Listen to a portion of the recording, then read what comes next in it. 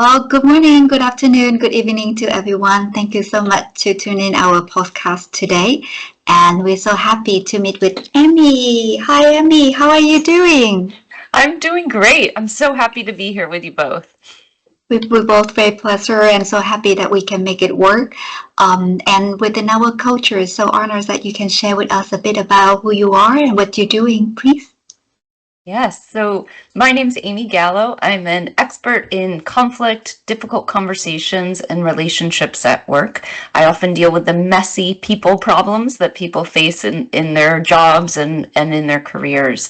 And right now my book Getting Along came out 3 years ago, so I'm working on my next book that's going to come out hopefully sometime in the next couple of years, and just continuing to do talks and workshops around the world based on my thinking and getting to meet amazing people all over the world. It's amazing how many things we share in common when it comes to the workplace. Of course, there are major cultural differences, major differences in how we approach collaboration and confrontation, but we all share the desire to connect and be part of a team and part of a collaboration with others, and we want to do that as much as we can. Wow.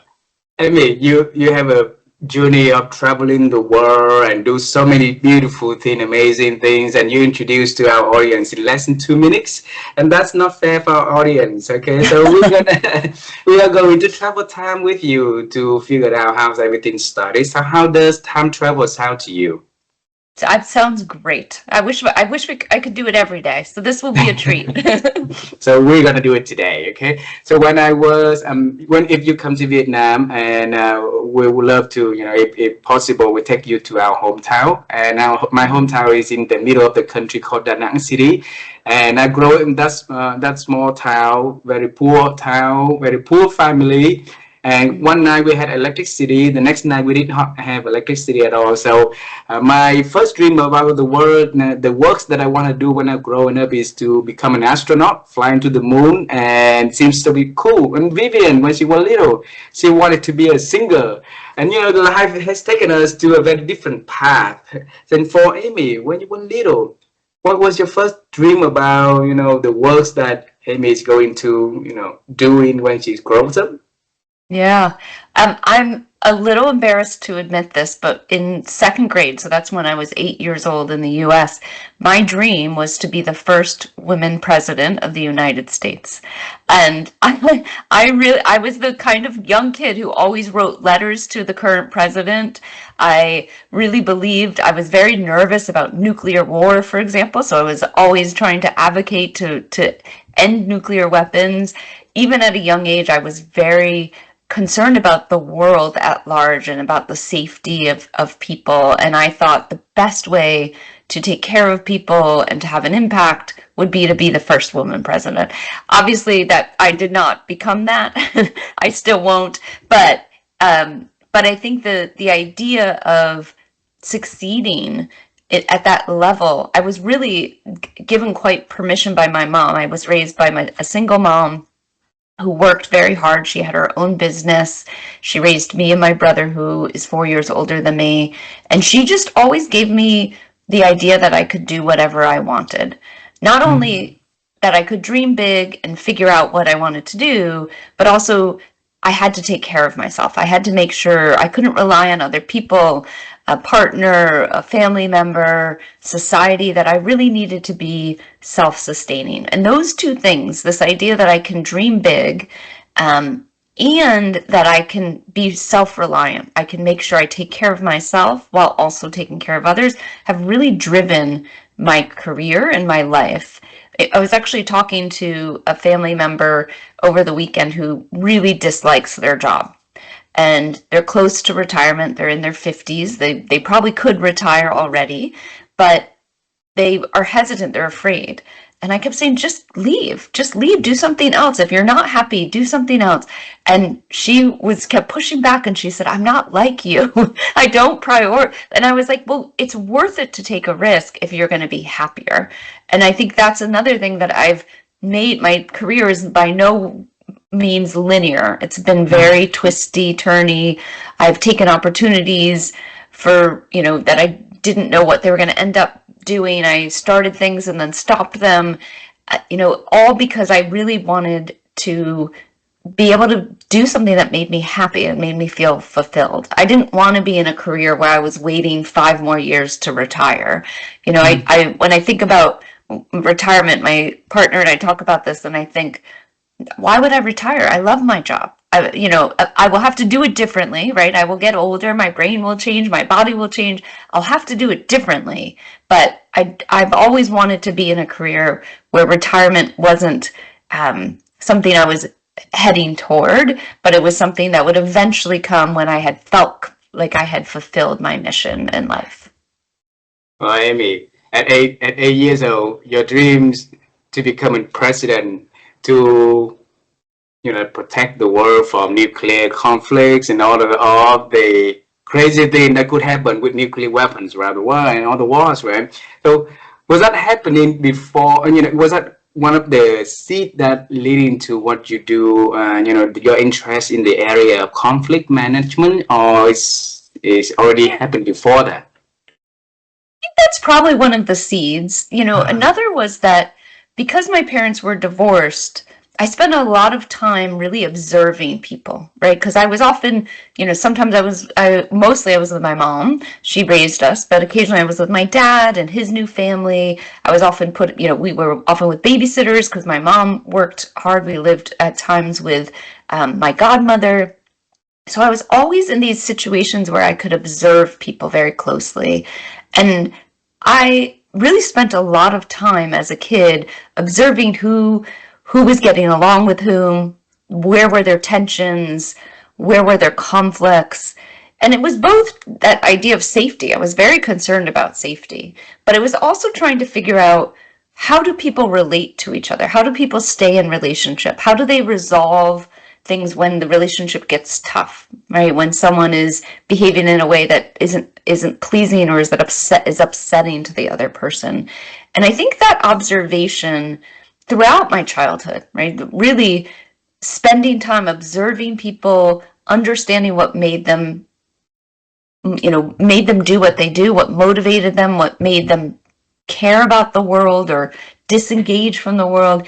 I think all of that led to this interest in, how do we make sure people have the right kinds of interactions? And I don't mean happy, smooth, easy interactions, but how do we make sure people have the kinds of interactions that move us forward in the work we do, move us forward in the relationships. I remember actually in 3rd grade, so that's about 9 or 10, I had a teacher, his name was Dr. Schultz. I loved him so much. He taught me the times tables, and when I would get my work done early, and we had to, in order to go around the classroom, he had us set up in the circle. You had to go a certain way, and I always walked the other way just to make him angry. And he always accepted it from me. And I would come and I would sit with him, and I would just watch the classroom with him because I was done a little early with my work. And I would have observations about this person or that person or the lesson. And he was so welcoming to this. I mean, I was such a precocious child that I felt like I could sit with the teacher and just have commentary about the class. But I think it's helped sort of train me to watch these dynamics and to understand, and his willingness to be open to my opinions and to my thoughts. One of the things I remember about him as well is that when you finished your times tables, there was a little corner store right near the school, and he would take you to get an ice cream if you had finished your, memorized your times tables. And one of the treats was that you got to walk with him. I'm sure at the time, to 9-year-old Amy, it seemed like we were walking for an hour. I think, if I remember correctly, it's about a 3-minute walk. It's right there. It's right next to the school.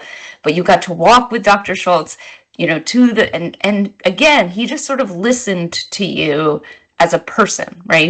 I never felt like he was talking down to me. And I was very fortunate that he sort of gave me space to have these reflections and these ideas. Wow.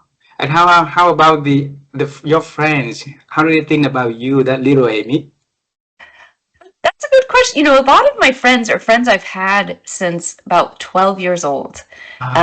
So in the US, you go from elementary school, that's around 5 years old, to about 12 years old. And then you go to middle school, and that's 12 to 15. And then you go to high school and then college if you're fortunate. And the middle school, some of my friends still to this day, almost 40 years later, are my closest friends. And I place such a high value on my relationships, and I think it's such an amazing thing to know people that long in your life. And it's not very common in the US. People move around a lot. People lose connections. A lot of people, their closest friends are either people who live in their neighborhood or people they went to college with. And I've managed to maintain these friendships. My three closest friends are people I've known since I was 12 years old. And they live all over. One lives in Mozambique, one lives in California, and one's not too far from me here in Connecticut. I live in Rhode Island, but they're in Connecticut. And we see each other at least once a year, and we all get together, and our kids know each other. They've grown up together.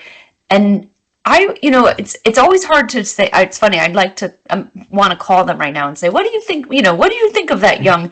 And I think they would say I was very principled. I always believed in things, what needed to be fair, how people should behave. And I was very, very adamant about that. Very, I would say almost stubborn, right? Of like, these are the principles, this is the right way to treat people.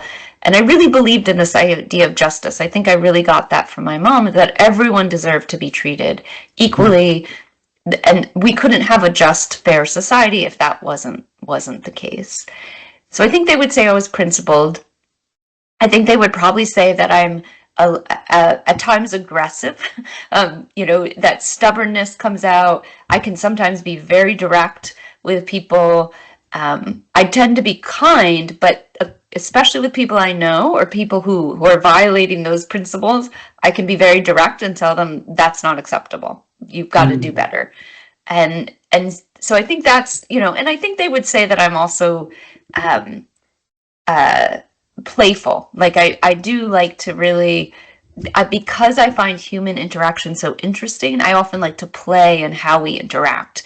And that's not necessarily, I mean, I do like to play games, but that's also just sort of, well, let's see what it feels like to say this. And what if we talk about this? And what if I ask you this hard question? And so I think that's probably what they would say. And I think about, especially young Amy, 12-year-old Amy that they met, I think they would really comment on that sort of precociousness of like, you always thought you were just as smart as the teacher. I always thought I had something to contribute, which was an amazing way to grow up, to be honest. Wow. For a little girl full of curiosity about how people think and behave next to her, and she lived with a set of principles of kindness, of caring, and life, like it's not operating that way, right? So there's a lot of people who behave in a different way of behaving and thinking differently. So how could that Amy balance the thought laws that have, like keep running in her head through those observations over the years?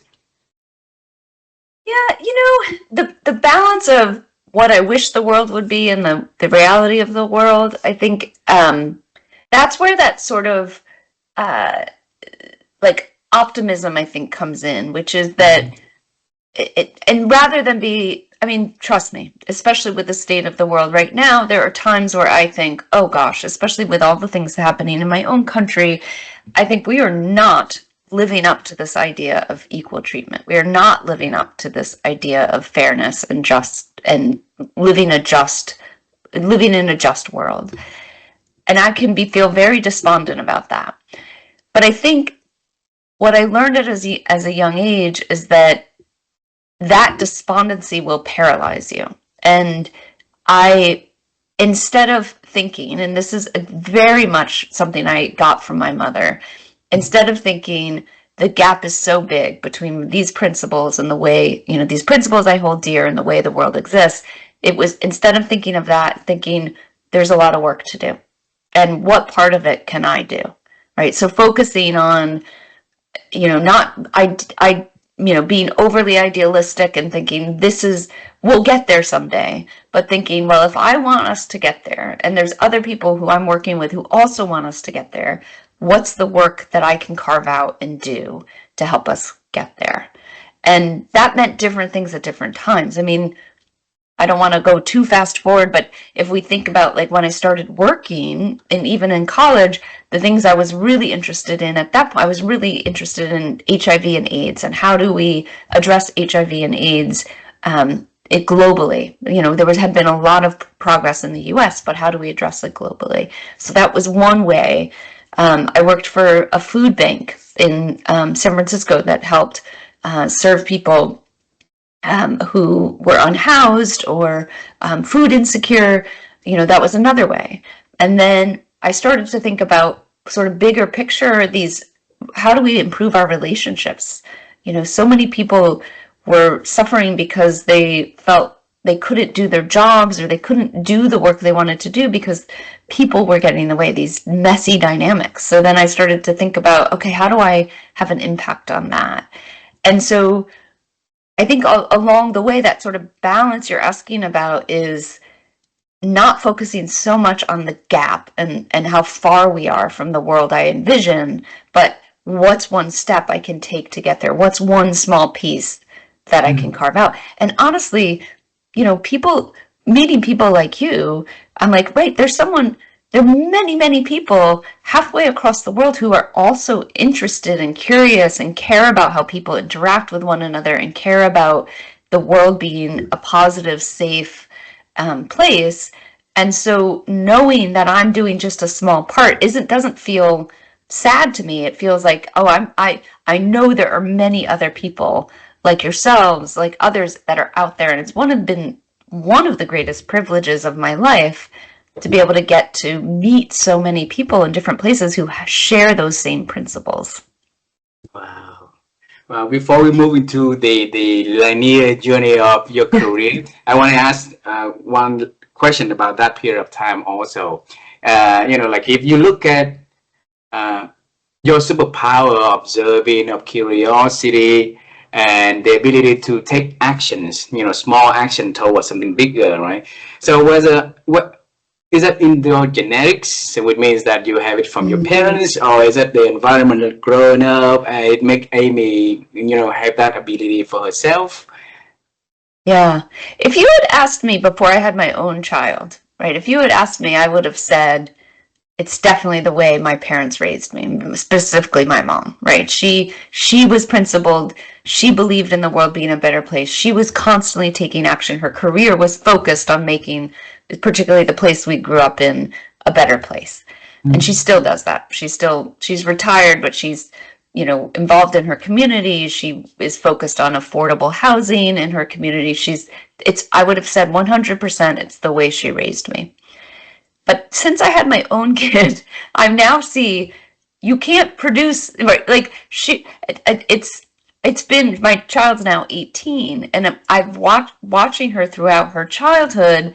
I realize it's in some ways people are born the way they're born, and you can help direct them. You can give them the resources they need. You can give them emotional support. You can give them skills, but their sort of drive and motivation and sort of what really makes them want to, exist in the world and influence the world, that's in there, I think, when you're born. I honestly don't know the answer to this question, but I used to think it was how I was raised, and now I think it's more just sort of part of it was already there.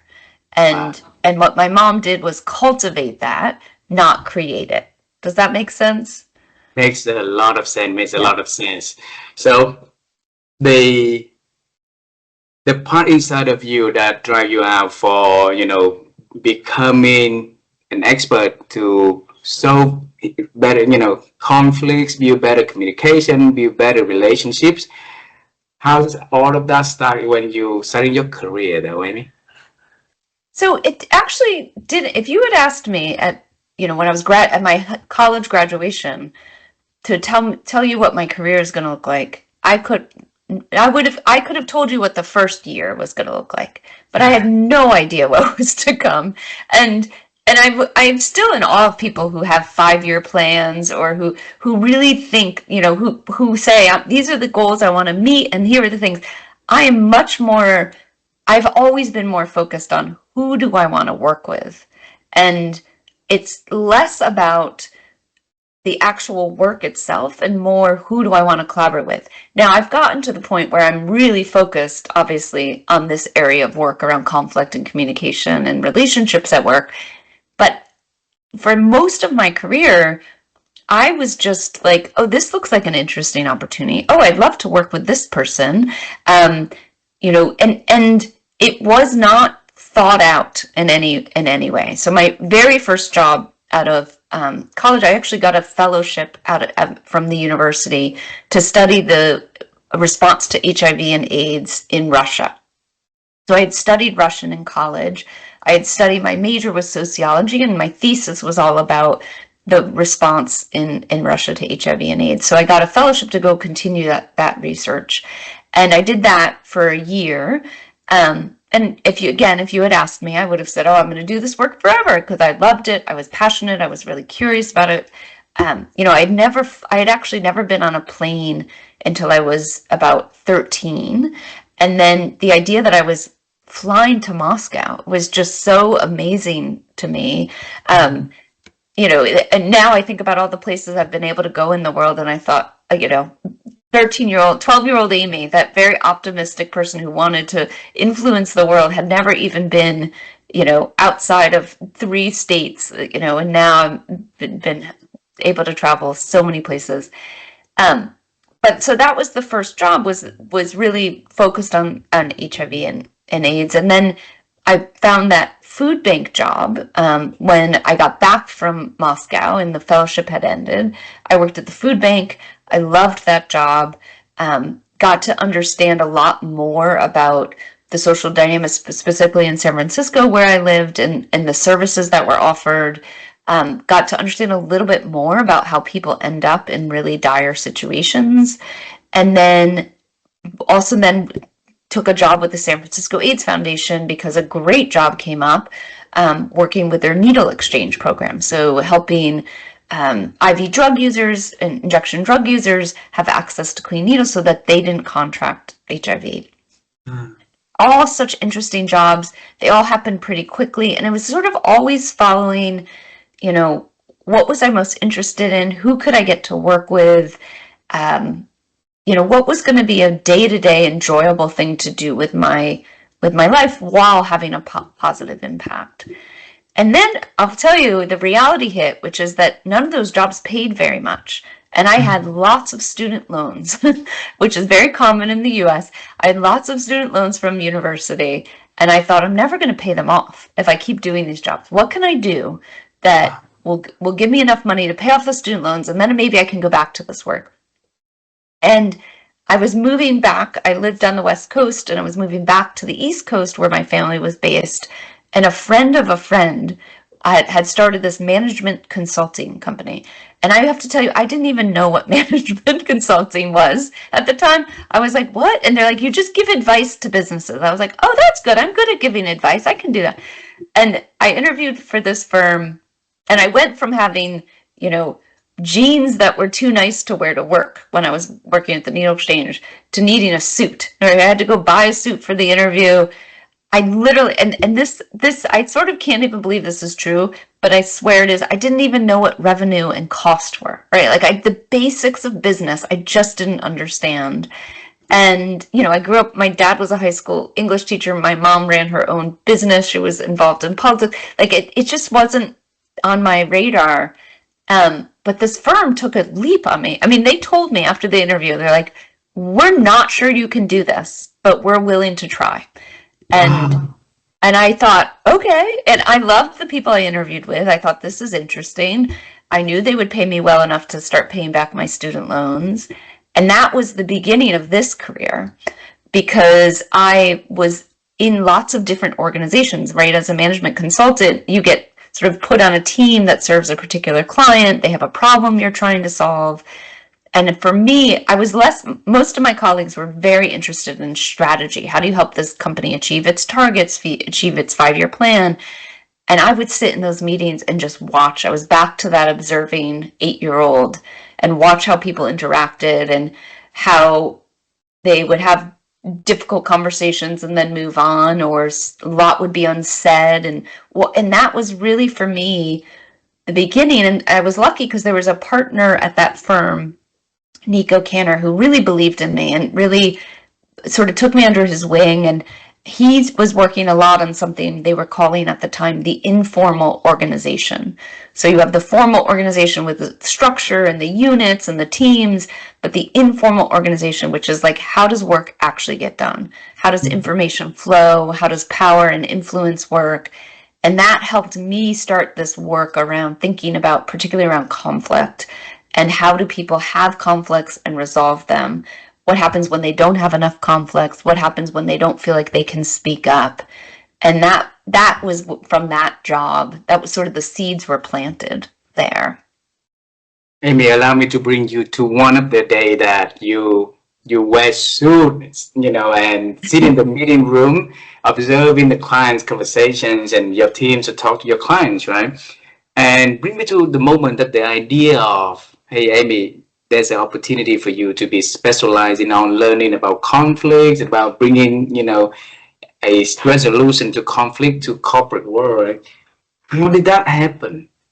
Yeah, I'm so glad you asked that, because there is a specific moment in time I sometimes think about, which was a meeting. So we were actually the consultants to 2 consulting firms who are merging. A lot of consultants. And we worked on this project for about 4 months, and it was helping them. They're consultants. They knew how to create a plan. They knew how to, but they needed someone to sort of help them push their thinking, challenge them. And it culminated, that 4 months work culminated in this full day of meeting between the senior leadership of each firm and talking about what would the new firm look like and what would be their strategy for going to market. And I was pretty young at the time, but I ended up being in the position of facilitating that meeting. Ooh. And I remember just having this moment of feeling like, oh, this is fun. Like I get to, call on this person, they could just sort of get all of these brains together and get them aligned and sort of moving forward. It was really exciting. Everyone in the room felt it. And these firms, I have to say, had tons of resources, right? They were in a great position. They had some of the smartest brains in the room, really intelligent people. I believe the strategy was sort of airtight. But I remember very specifically walking out of it. It was this conference room in this fancy hotel in Washington, D.C. And I remember walking out, and my boss, Nico, was walking alongside me. And he was like, "You did amazing. That was fantastic." I was like, "Thank you." And I remember looking at him and thinking, that's never going to work.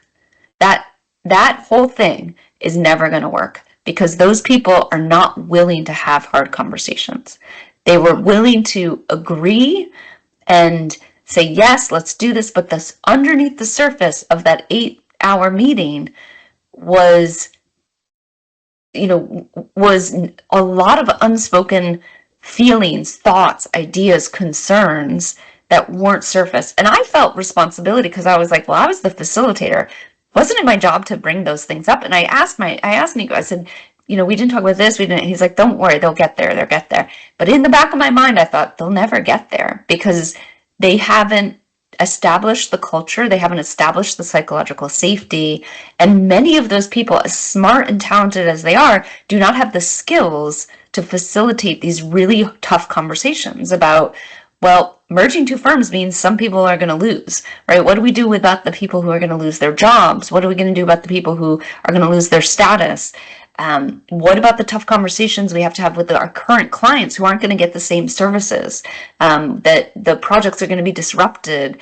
There was so much that they weren't addressing, because they were so driven on agreeing on how to move forward, that they weren't addressing those disagreements. And that was the moment. I can still picture the carpet on the floor. I can picture Nico's face.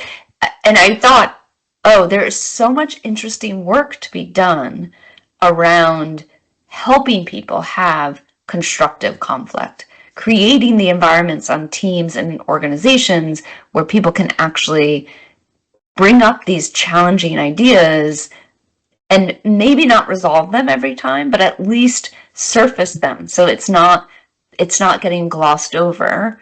It's not in this sort of fake harmony, but we're actually having the real hard conversations.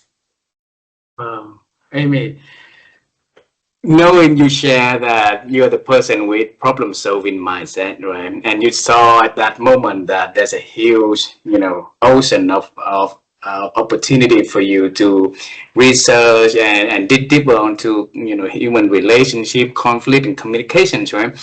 So, and then that ocean is too large for, that young Amy to swim.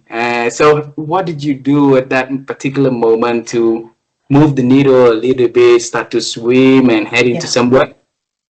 So it's a good question, because I'd love to say at that moment I thought, I'm going to write 2 books. I'm going to start speaking about. I was so far from where I am now. I had no idea how to do anything. I just knew the curiosity was there, right? I had the curiosity, and I had that drive I've had my whole life of like, what can I do about this? What can I do about this? And at the time, because I was inside this consulting firm, one of the most important things I could do, or most accessible things, was to help with the firm's research around the informal organization and to start writing, because I always loved to write. That was the other thing I haven't talked about, is that I really, I wrote journals. I always loved any project in school that involved writing. And fortunately, many of the partners at the firm I worked at were also interested in publishing articles about topics that mattered to them. So I started collaborating with Nico, and then also the namesake of the firm, John Katzenbach, who passed away this past year, but was a real influence on my career and my life. And I was able to collaborate with them on writing articles. So we would sit in these conference rooms, with whiteboards and big sheets of paper, and sort of generate these ideas about what needs to be said about this informal organization, and the way people interact, and how to use power and influence to make an organization succeed. And then I would translate that into words and write. It was responsible for a lot of the writing. And I was fortunate that we published this report called The Informal Organization that got a little bit of attention, and I think it was Fast Company wrote about it. It might have been Fortune, actually. One of the F magazines wrote about it. And then we were publishing some articles in Harvard Business Review as well. And I happened to know someone from college who was working at Harvard Business Review. So when the firm, I knew I wanted to leave the firm at some point. I liked the work, but I didn't love the day-to-day. Like I said, I wasn't that interested in strategy consulting. I was much more interested in these interpersonal dynamics. So when that friend said, oh, we know you've been doing some writing. Do you want to write directly for Harvard Business Review? I said, yeah, that sounds great. And I actually had gone back to graduate school and was in graduate school and then writing for HBR, and started just writing what's called the management tip of the day. It's one of Harvard Business Review's most popular newsletter. And what you do is you take articles and summarize them into tips that go out in this email newsletter. And I loved it. I was like, oh, this is really, because I loved the writing. I was absorbing all of this management advice. I was reading, dozens of articles each week to find these tips. And I was getting exposed now. I'd seen the sort of consulting idea side of things, but now I was getting exposed to the academic side and to the people who are doing the research. And I thought, oh, this is interesting. Now, people are actually researching these things. They're researching how we interact at work, what makes us successful, what makes a team successful, how to create the right team culture. And so then I started writing. Our HBR asked me to start writing articles. And so I had the opportunity to interview a lot of Harvard Business School professors, Wharton professors, a lot of the academics who were doing that frontline research, and was able to translate that research into practical advice. And that became sort of the next superpower I did not know I had, but I'm really taking academic research and figuring out how to translate it so people, average people, could read it and say, oh, I can do this in my own life. That became sort of the next superpower that then was the next stepping stone to the book. And when I first started at HBR, I loved it. I was just so excited. And I've been working with HBR since 2008 now. It's like almost, I guess that's 17 years. Yeah, 17 years, 18 years.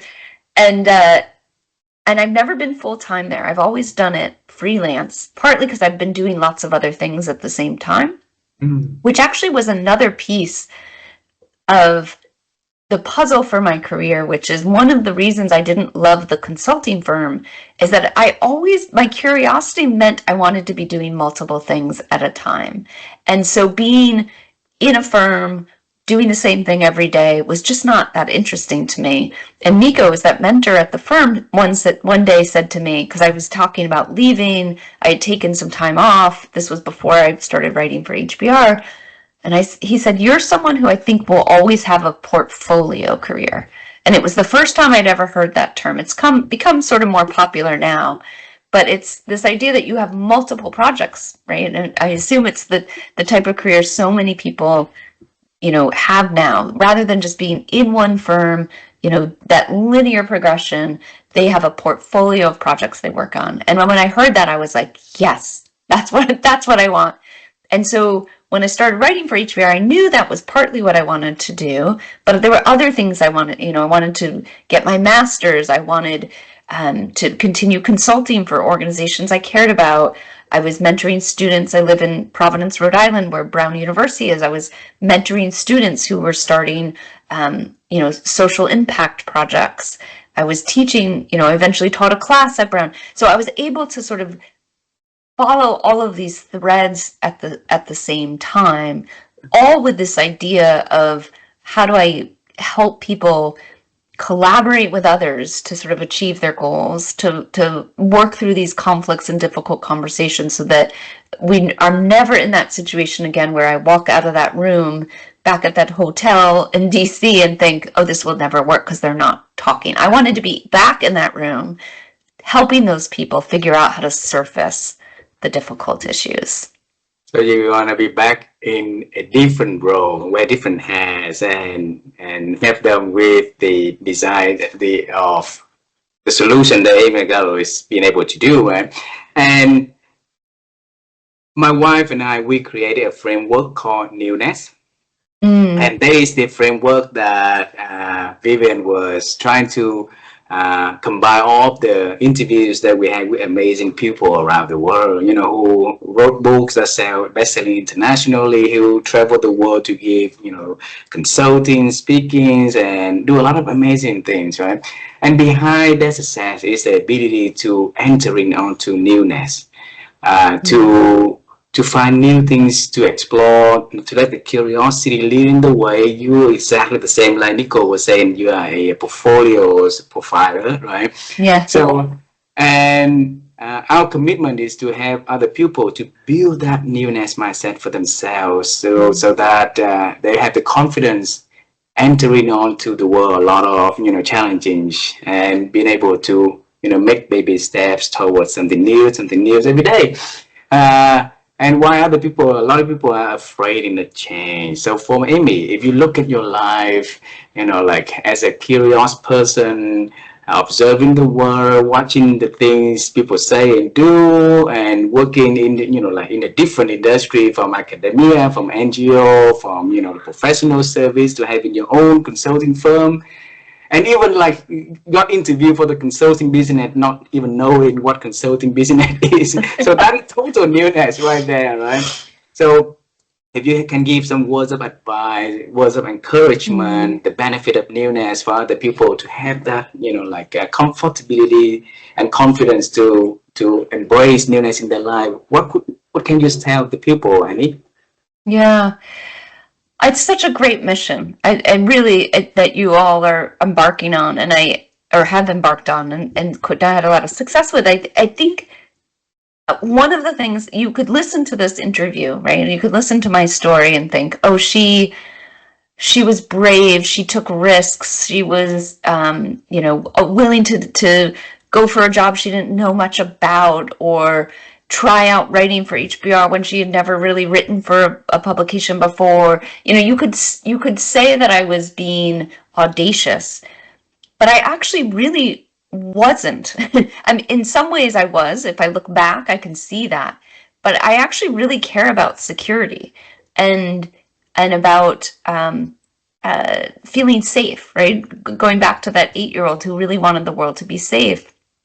In some ways, I was making conservative decisions, but I was following my curiosity. And I think that's the thing that people don't do nearly enough, is that they think, oh, well, I'm interested in this, but to do that, I would have to give up this job, and I have my mortgage to pay, and I have my family. And sometimes it's just about taking the smallest steps, and even just having conversations, right? Calling someone up who does what you are interested in doing and asking them, how did you do it? Writing, instead of thinking, oh, I want to write a book, right? Thinking, how do I write a short article? How do I write a LinkedIn post? And just start experimenting with the thing that you find interesting, and really surround yourself with people who can give you ideas, who can support you. And you don't have to quit your job and sell your house. Like, it doesn't have to be big, bold moves. And again, if I look back, I see those moves as bold. At the time, I just wanted to pay my student loans, and I knew I could do it with this consulting firm. I wasn't like, I'm going to embark on a whole new career, right? So many times I was motivated by money and security, right? Just making sure I could pay my bills or repay what I owed. But it led, because it was coupled with this curiosity, right? I never felt like, oh, I have to do this, because, I always felt like, okay, well, what can I learn? And I think that's one of the biggest questions you can ask yourself, both before and after taking any step, whether it's tiny, or whether it's big, is that, what can I learn from this action? And then when you've taken the action, and this is the joy of doing interviews like this, that ask me to reflect deeply on what I've done, is that I can now look back and go, okay, well, what did I learn from that step? And in the moment, it might have felt like tiny, not important, but I did learn something from it. And I think that it's really about that curiosity, both following what are you most interested in, what makes you most excited. If you're, I think about the family member who I was talking to this weekend who didn't like her job. It's like, okay, well, what about the boring meeting do you find interesting, right? What about the challenge of managing a large team do you find interesting? Maybe you don't like most of it, but what is it? What's that kernel of thing that makes you curious and excited? And so I think following that and always asking, what can I learn, is really what has helped me sort of carve out this newness for myself. Thank you. Vivian, you're on mute. Yes, thank you so much, Amy. Basically, I really need your advice, because I'm still keeping the Amy 8 years old with me for the entire conversations, the kindness that I'm seeing when you are servicing and supporting, helping the unfortunate people from Moscow to San Francisco. And you have the courage to write a letter to the president, to write a letter to do something, to make a change. And I think we're lacking a lot of that nowadays, when the young kids starting to feel like a lot of things they need to get permission to do something that they can be proud of. So just having a little bit seeking help from you, the advice for young kids, I think especially for young girls who want to have their voice up, and they have the permission to think big, to dream big, to do something that they wouldn't imagine that they should be doing. Yeah. Well, and thank you for that reflection, Vivian, because one of the things I really am passionate about, partly because I raised a daughter myself, is trying to help young girls find that confidence and that willingness to try. Because I think that I think we've set up, especially, especially when we think about the age of social media, and we sort of set up this, if you're going to do it, you got to do it well, right? Because everyone's going to see it and everyone's going to judge it. And one of the things that I benefited from, I don't know if it was intentional around of the adults around me, is that I was allowed to really mess up. And you could mess up and try again. And I could say the wrong things and say, oh, wait, let me figure out how to say that better. And I think we paralyzed ourselves as a society to think that the action has to be the correct action. And really, it just has to be an action and then learning, action and then learning. And so I'm being very honest when I say I took no big audacious steps. They were all small steps that I learned from along the way. And luckily they led to things that felt big in retrospect. But in the moments, I was just going for the job interview. I was just deciding whether to accept it. I was writing that one management tip and seeing how it went. I had many management tips that were rejected and not accepted, but it's very easy to focus on the success we want to have. But if you can think, and I really try to tell my daughter this, just try to live into the experience, follow your curiosity, learn along the way, and just try things. Try as many things as you can, especially when you're young, and see what lights you up. And remember, that's not going to be the same thing that lights you up. My husband is a therapist, a psychotherapist, at Brown University, actually, but he was an actor for most of his career, right? And if you had asked him at 25, he'd say, I want to be an actor. I want to be on stage. Right? And now it's like, it's just got a different career. And again, it wasn't big, audacious steps. It was applying to grad school, working while he was in grad school. It's you have to sort of just take those steps and see what comes your way and see what lights you up, and have the courage when it doesn't, when you've taken those steps and saying, you know what, this isn't what I want to do. Actually, I'm gonna try something new. Wow. Thank you so much. Yeah. Amy, I want to bring you your daughter. Your daughter is 18 years old, right? Yeah. What's her name? Harper. Harper. Harper, Harper. Yeah, okay, Harper, okay. And your mom also. What's your mom's name? Betty. Betty, okay. Yeah. Okay. So imagine we're gonna go to your meeting room when you got the interview for the management consulting firm, and the person told you that he or she did not even know, what you're here for, but they were willing to give you a try. They left the room. So you're there, all right? And then now you, me, Vivian, your daughter, Harper, and Betty are gonna get into that room, sitting next to that AB, okay? And now you have a word with everybody in that room. What are you going to talk to that young AB and the other people around can listen to? Yeah. Well, one, I think I would turn to my mom, first of all, to Betty, and say thank you, because you gave me the courage to do these things and to believe I could show up in a room like this and actually succeed. So I think I first owe a big moment of gratitude to Betty. But I think we would tell that Amy, like, good on, first of all, congrats for taking the step. The suit doesn't look good. It's very, it's not flattering. Get a different suit. Because I had no idea what I was doing. But congrats on taking that step and just enjoy it. And I think I had a lot of, I talk about, oh, I did this, it makes it sound as if I got that job and I was like, yeah, there was a lot of agonizing about, should I take this job? Does this change my identity if I become a management consultant? Am I still someone who cares about the world? And I think that's the one thing I really would want to tell that Amy now. This Amy would tell that Amy, and I would really want Harper to hear, and I want your listeners to hear, which is that you can have an impact on the world no matter what you're doing, right? You don't have to be working with homeless people in San Francisco. You don't have to be in Moscow working with organizations. You can have an impact.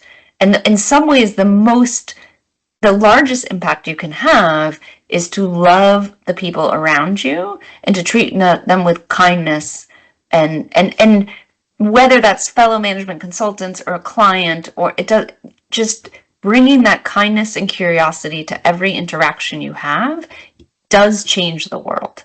And I think that that's really what I would want to tell her. Like, I know this feels weird. I know you feel like you're doing this just for the money, but this is going to be an entry point for you to realize the impact you can have for the rest of your career.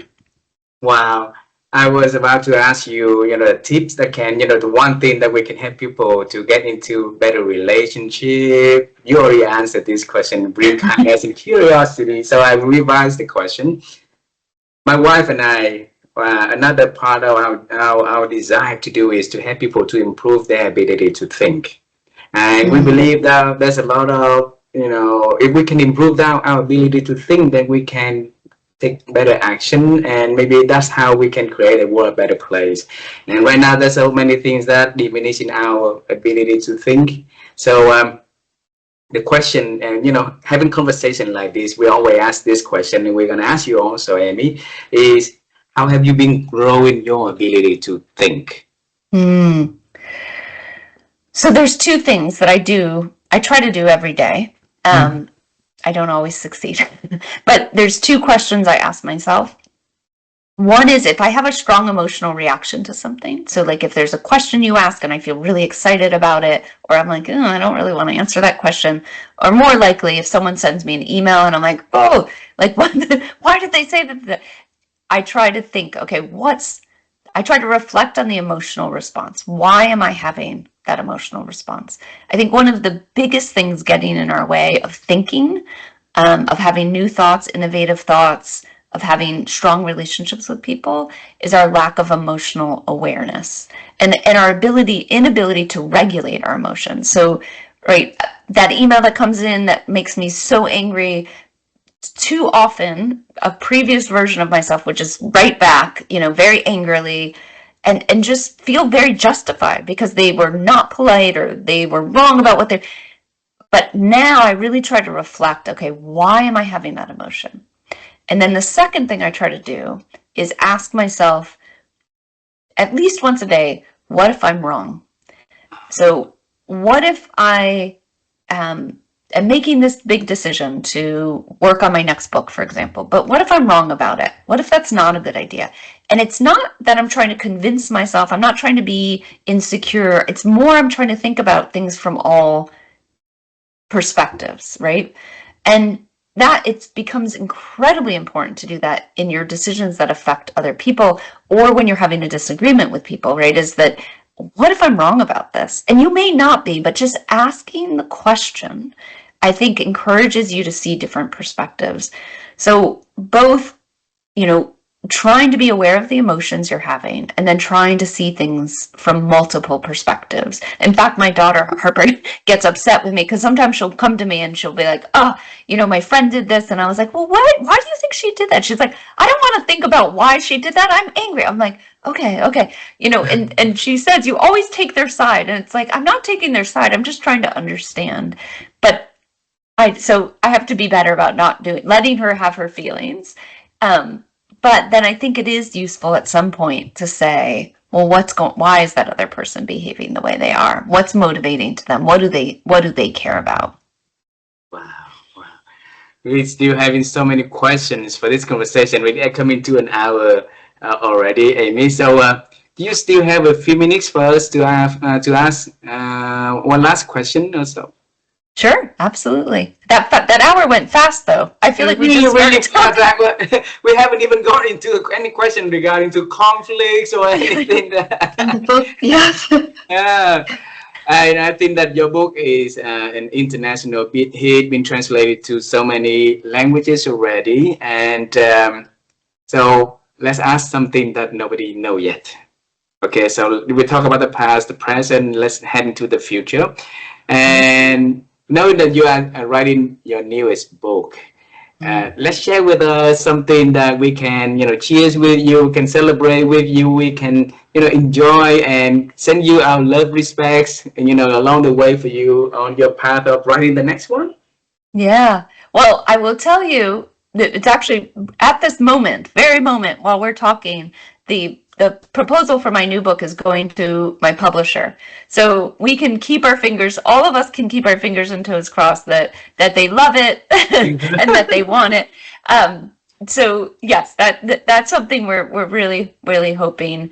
And the book it's obviously about conflict and communication. That's always what I love to talk about. And it's really focused from a leadership perspective.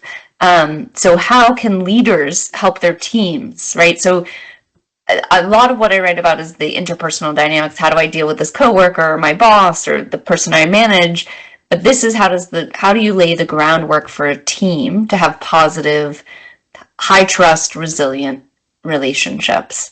And so I don't want to say too much about it because I'm a little superstitious, but the hope is that I'll start working on it I've already started writing it, but that I'll really start working on it in earnest in the coming weeks. So if we can all keep our fingers crossed, by the time hopefully your listeners hear this, we'll have some news that we can cheer on. Please email me, have Anna email us so that we can celebrate you with you also, okay? Thank you. And Amy, I just would like to say that I already have an idea what I'm going to give her for our 21st anniversary, the book Get Along. Thank you. I will give him that. Yeah. I love that. I love that. Amy, and then with that little girl living with principles and right kind of principle that along the way is always about curiosity, about kindness, about helping people to get better. I believe that is the fundamental of your success and the acceptance of others through your work and your books. So the next one is going to be the same. We are making ourselves ready to celebrate with you. So make sure you email us, you let us know. Okay? I definitely will. And my hope is that I'll get to meet you all in Vietnam, because the book the Getting Along's been translated 11 languages, but not Vietnamese. So maybe we can make sure it gets translated and we can meet in person. I would love that. Well, wonderful. I'll email Anna and you separately for that. Okay. Okay. Perfect. Great. Thank you so much for you to spending your morning joining and sharing the beautiful journey, the beautiful stories. I really hope that one day Viv and I will be able to see you either here in Vietnam or in Rhode Island. We have a lot of friends over there also, and that would be wonderful to see you in person. Give you a big hug, talk to Harvard, talk to Betty, and share our stories also. Okay? Yeah, well, I would love that. And likewise, I've done many interviews since the book has come out, and I will say this is one of the most rewarding. Thank you for this opportunity to reflect. I had no idea what we were going to talk about. I knew we were going to talk about my career, but I didn't know that it would get so deep and so meaningful. So thank you for that opportunity. I really, really appreciate it. Wow, thank you for the kind words. I really appreciate that. Amy, have a wonderful day. Say hello to your family. And if you have a chance to talk to Anna today, please tell her that we also send our love and hugs to her. And we would love to see her in person also. Yeah, that would be great. All right. Well, thank you so much. Thank you, Vivian. So nice to meet you. Yeah, nice to meet you. Thank you. Bye-bye. Thank you. Have a good day. Bye-bye. You too. Good day.